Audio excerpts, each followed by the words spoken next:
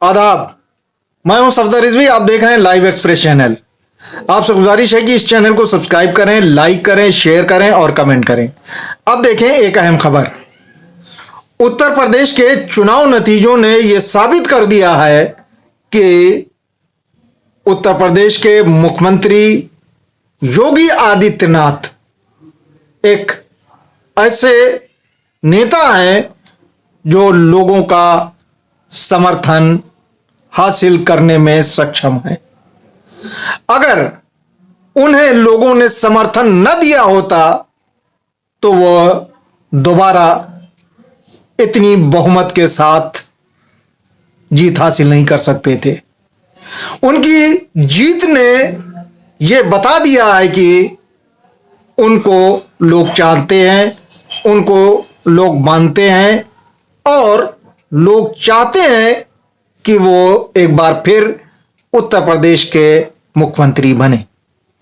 लेकिन हो क्या रहा है इस समय? जो सुनने में आ रहा है, देखने में आ रहा है और जो बातें दिल्ली में चल रही हैं, उसके हिसाब से ये दिखाने की कोशिश हो रही है कि योगी आदित्यनाथ को परेड लगवाई जाए और उन पर यह एहसान जताया जाए कि उन्हें केंद्र के रहमो करम पर मुख्यमंत्री बनाया जा रहा है। जबकि सच्चाई यह है कि जिसके नेतृत्व में चुनाव लड़ा गया और जीत हासिल हुई, उसे बिना किसी बाधा के, बिना किसी शर्त के उस प्रदेश का मुख्यमंत्री बना दिया जाना चाहिए। लेकिन लगता है कि भाजपा भी कांग्रेस के राह पर चलने लगी है और उसी का नतीजा इन दिनों देखने में आ रहा है। आप सबने सुना होगा कि कांग्रेस का आला कमान जब तक हां नहीं करता, जब तक किसी मुद्दे को पास नहीं करता, जब तक उस पर मंथन नहीं करता, तब तक वो मुद्दा लटका रहता है। और शायद इन्हीं सारी कमियों और उसकी वजह से कांग्रेस का बेड़ा गर्क हुआ है। एक जमाना था जब प्रधानमंत्री मनमोहन सिंह हुआ करते थे और जब वो फैसले लेने में देरी करते थे तो कहा जाता था कि अभी आला कमान ने हरी झंडी नहीं दी है। यानी जब तक आला कमान कुछ न कह दे, उस पर हरी झंडी न दे दे, जब तक अपनी सहमति न दे दे, तब तक वो काम नहीं हुआ करता था और वो मामले लटके रहते थे। इसी तरह से राज्यों के भी बहुत सारे मामले रहे हैं जिस पर सुपर पावर, जिसे आला कमान बोला जाता है, उसकी सहमति नहीं मिलने पर वो मामले लटके रहते हैं। और इसी लटके रहने के चक्कर में कांग्रेस लटक गई है। अब ना उसके साथ पब्लिक है और ना ही नेताओं में जोश और खरोश, क्योंकि किसी काम में त्वरित जल्दीबाजी है ही नहीं। आराम से जब तक आला कमान सोचेगा, विचार करेगा, तब तक मामला खत्म हो जाता है। अब ऐसा ही कुछ योगी आदित्यनाथ के मामले में आला कमान के बारे में कहा जा रहा है कि आला कमान ने उन्हें बुलाया है, विचार हो रहा है, शर्तें रखी जा रही हैं और यह तय किया जा रहा है कि उन्हें कैसे कैसे चलना है। यानी इस बार उत्तर प्रदेश का मुख्यमंत्री योगी आदित्यनाथ को बनाने से पहले यह सब तय कर दिया जाएगा कि बीच में कोई रस्साकशी ना हो और योगी आदित्यनाथ को किस रास्ते पर चलना है, किन लोगों को लेकर चलना है, उसमें किसी तरह की दिक्कतें और परेशानियां सामने ना आए।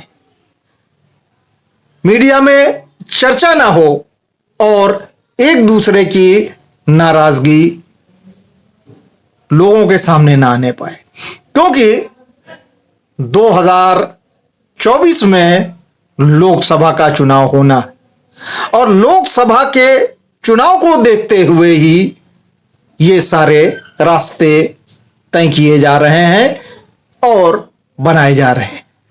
ऐसा भी हो सकता है कि योगी आदित्यनाथ को मुख्यमंत्री न बनाया जाए, लेकिन इसकी संभावनाएं सिर्फ 10% है। योगी आदित्यनाथ से केंद्र डरा हुआ है। अगर योगी को मुख्यमंत्री नहीं बनाया गया तो केंद्र को लगता है कि योगी आदित्यनाथ बगावत कर देंगे और उन्हें संभालना मुश्किल होगा। इसीलिए केंद्र चाहकर भी उन्हें मुख्यमंत्री की कुर्सी से दूर नहीं रख सकता, उसकी मजबूरी है।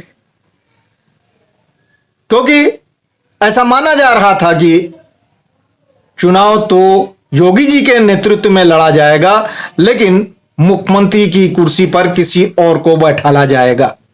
लेकिन न प्रधानमंत्री नरेंद्र मोदी ऐसा करने की हिम्मत जुटा पा रहे हैं और न ही गृह मंत्री अमित शाह और भाजपा के अध्यक्ष जेपी नड्डा। कोई नहीं चाहता कि योगी जी एक बार फिर मुख्यमंत्री की कुर्सी पर आकर बैठे, लेकिन उनकी मजबूरी है, क्योंकि पूर्ण बहुमत हासिल किया है और वे एक कद्दावर नेता बनकर उभरे हैं। चूंकि योगी लंबी पारी खेलने वाले हैं और ऐसा भी हो सकता है कि 2024 में प्रधानमंत्री का उम्मीदवार योगी आदित्यनाथ को बना दिया जाए, इसलिए आरएसएस योगी को मुख्यमंत्री की कुर्सी से दूर नहीं कर सकती। हालांकि प्रधानमंत्री नरेंद्र मोदी और उनके साथी यही चाहते हैं कि इस बार योगी को मुख्यमंत्री की कुर्सी पर नहीं बैठाला जाए, क्योंकि 2024 के लोकसभा चुनाव में उत्तर प्रदेश की बहुत ही अहम भूमिका होगी और उसमें अगर योगी आदित्यनाथ ने सही ढंग से काम नहीं किया तो जो भी प्रधानमंत्री का उम्मीदवार होगा उसके लिए दिक्कतें होंगी। इसलिए मंथन चल रहा है, मीटिंगों पर मीटिंग हो रही है। कभी योगी जी को दिल्ली बुलाया जाता है और फिर दिल्ली से वापस भेज दिया जाता है।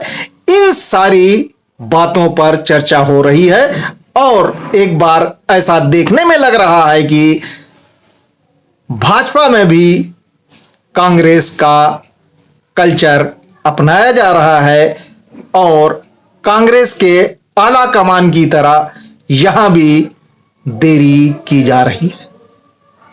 पता नहीं योगी जी को मुख्यमंत्री बनाने का फैसला कब लिया जाएगा। फिलहाल योगी जी इस्तीफा दे चुके हैं, यानी अब वो पैदल हो चुके हैं। अब वो कुछ कर भी नहीं सकते सिवाय इसके कि अगर उनके खिलाफ फैसला होता है तो वो बगावत के सुर बुलंद करें। लेकिन सच्चाई ये है कि चुनाव नतीजे आ चुके हैं, उनके हक में आए हैं और ये बात जो कही जाती है कि जो जीता वही सिकंदर।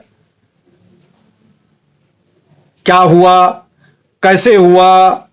कैसे जीते, कहां कहां क्या करना पड़ा, किस रणनीति को अपनाना पड़ा और उनकी जीत किन मरहलों को पार करके हुई, ये अलग बात है।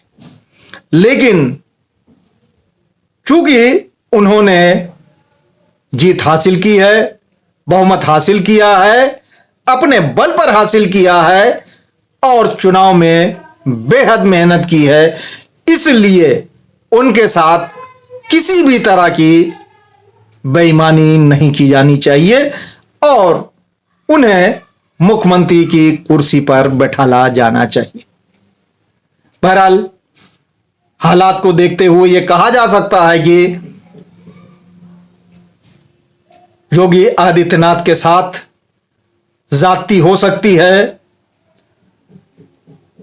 उनके सामने ढेरों शर्तें रखी जा सकती हैं, उन पर दबाव बनाया जा सकता है और उन्हें इस बात के लिए बाध्य किया जा सकता है कि वे किसी भी बात पर अड़ने की बजाय उस बात को चुपचाप से मान लें।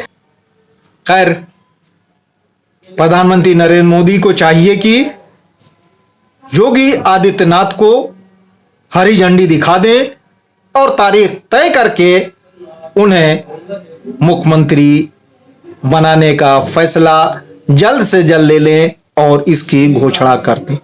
यही देश के लिए अच्छा होगा और उत्तर प्रदेश की जनता के हित में होगा। आपसे गुजारिश है कि इस चैनल को सब्सक्राइब करें, लाइक करें, शेयर करें और कमेंट करें।